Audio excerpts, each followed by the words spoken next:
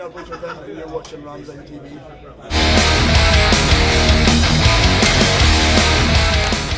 it going for you so far? Spent most in a van when we just got here. Pretty fragile so far. It was a mad night last night, so 4 days into our tour and we've been constantly drunk, I think. it's fair to say. So if we'll start with the question about your most recent release, the Death Walk EP, that was crowdfunded. Why did you turn to crowdfunding for this release? Mostly because we want to take quite a bit of time on a new album, and we didn't want to leave people waiting too long. And it's always something that we've kind of been interested in and been looking at for quite a while, so we just thought we'd give it a bash. And we had some songs ready to go that we just wanted people to hear, and felt like the perfect time to do it. And of course you got the response you wanted, fans poured in and you got the release out. How did that feel? It was amazing. It was definitely points where we thought that it wasn't going to happen, but we knew we had the fan base there and they pulled through in the end, and we actually went up more than the target, so it was incredible just knowing that the support's there.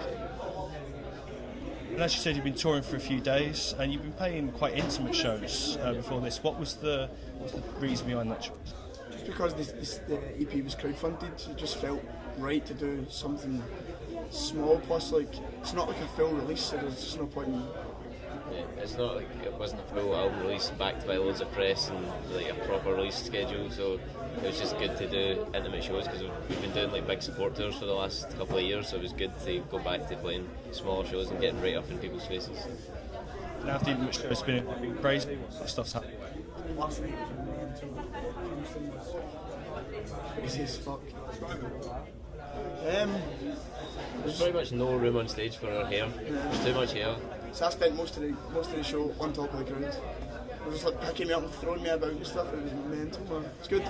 I love shows like that. Do you think you might have a repeat that here?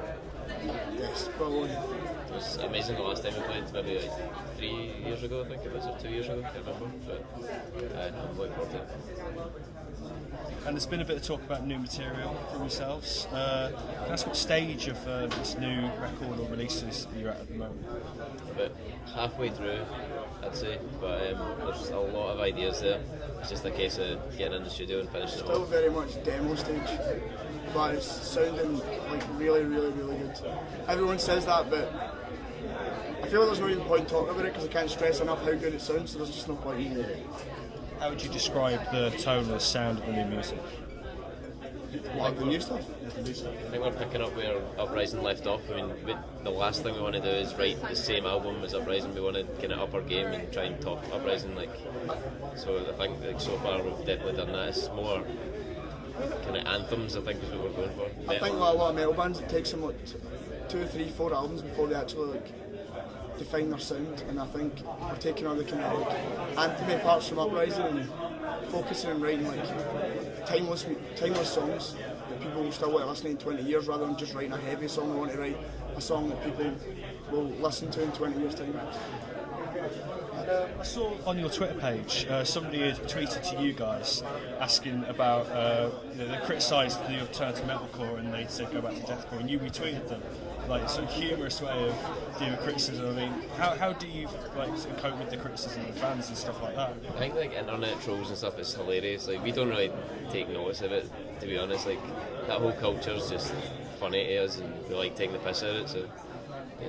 At the end of the day, man, we're not playing our music for people like that. We're playing our music because it makes us happy playing the music we play, and if people can relate to that, then that's just a bonus. So people, that don't matter at all, man. I don't give a shit about them. I'm not even going to say anything bad about them because I've just been stooping to their level. So. A few questions we've been asking everyone today. I don't know if you might have heard about a campaign headed by manager of Iron Maiden and loads of other bands about secondary ticket sales and touting. What do you think touting and secondary ticket sales have on the effect of the music industry? It's definitely stopping people who want to go to shows because people don't have a lot of money. When they spend that amount of money on a gig ticket, it's that they've saved up for that for a while. And touts are just taking advantage of people, and it's not allowing people who actually want to go to the shows to get to the shows. And it's I don't know anything about this. just campaign about ticket tours. Their main manager's pure in on it. And of course, playing Takedown Festival today, and it's quite an indoor festival. How do you feel indoor festivals compare to bigger outdoor ones like Download, Summersphere, that kind of thing? Sometimes it can be a much better atmosphere because club shows are always better than outdoor festivals. Even though outdoor festivals are amazing, just club shows sound a lot better, and I don't know, it just depends. I'll tell you after the show. I definitely prefer, if you're playing an outdoor festival, I prefer to play a tent rather than, because metal bands like us don't, like the sound's never great outside, but it always sounds better, feels better in a tent, I think. So.